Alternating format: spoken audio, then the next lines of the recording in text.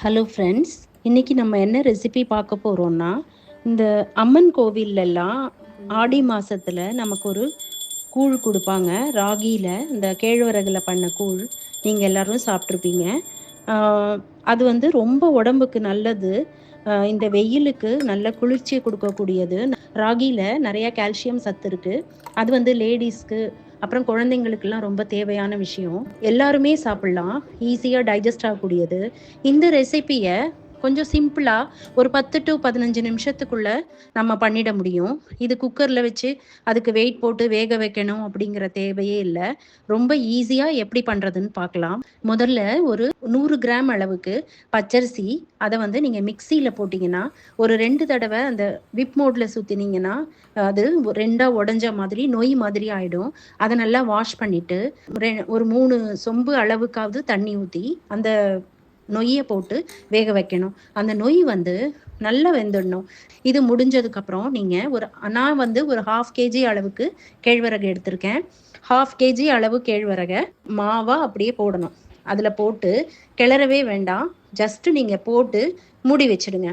மூடி வச்சுட்டு ஒரு 10 நிமிஷம் அப்படியே விட்டுடுங்க. அத எதுவுமே பண்ண வேண்டாம். 10 நிமிஷம் அப்படியே மூடி வைங்க. யூசுவலா இந்த கேழ்வரகு கூழ் பண்றதுக்கு நீங்க ஒரு அடி கனமான பாத்திரம் எடுத்துக்கிட்டா அடி பிடிக்காம இருக்கும். யூசுவலா இது அடி பிடிக்காது. இருந்தாலும் நம்ம கொஞ்சம் கனமான பாத்திரமா எடுத்துக்கிட்டோம்னா நல்லது. இப்ப வந்து ஒரு 10 நிமிஷம் கழிச்சு நீங்க திறந்து பார்த்தீங்கன்னா, கரெக்ட்டா வெந்திருக்கும். அந்த மாவா இருக்கும் மேல. அதுவும் வெந்து தான் இருக்கும். நீங்க கிளறுனீங்கன்னா உங்களுக்கே தெரியும். ஒரு 5 நிமிஷம் பக்கம் நீங்க அந்த மாவ அந்த நொய் வெந்திருக்கு இல்லையா? அதோட சேர்த்து நீங்க கிளறுற மாரி இருக்கும்.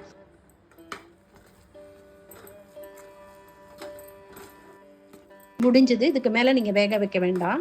அதுக்கு என்ன அளவு உப்பு தேவையோ அத மட்டும் நீங்க போட்டுக்கோங்க. உப்பு போட்டுட்டு நல்லா ஆற வச்சுட்டு, இதோட மோர் மோர் இன்னும் கொஞ்சம் தண்ணியா வேணும்னா, தண்ணி கலந்து மார்னிங் ராகி கூழ் இது வந்து உடம்புக்கு அவ்ளோ சத்தானது. இத குடிக்கலாம் அப்படியே. அப்படி இல்ல அப்படின்னா, நீங்க இத வந்து சில பேர் ராத்திரியே பண்ணிட்டு, அத வந்து அப்படியே உருண்ட மாரி தண்ணி தொட்டு கையால உருண்ட மாரி பண்ணி வச்சுப்பாங்க. அந்த மாரி பண்ணி வச்சு நெக்ஸ்ட் டே அத மோர்ல கலந்து குடிச்சா இன்னும் கொஞ்சம் குளுமை அதிகம். அது இன்னும் உடம்புக்கு நல்லது. அதுல நெறைய ப்ரோபயாட்டிக் உங்களுக்கு நைட்டே தண்ணி ஊத்தி வைக்கிறதுனால உங்களுக்கு அது ஃபெர்மெண்ட் ஆயிடும். நல்ல ப்ரோபயாட்டிக் நெறைய இருக்கும். அப்படியும் நீங்க பண்ணி குடிக்கலாம். இல்ல ஃப்ரெஷ்ஷா உடனுக்குடனே கூட இதுல மோர் கலந்து குடிச்சுக்கலாம். ரொம்ப நல்லது உடம்புக்கு. பண்ணி பார்த்துட்டு எப்படி இருக்குன்னு எனக்கு கமெண்ட்ஸ்ல சொல்லுங்க.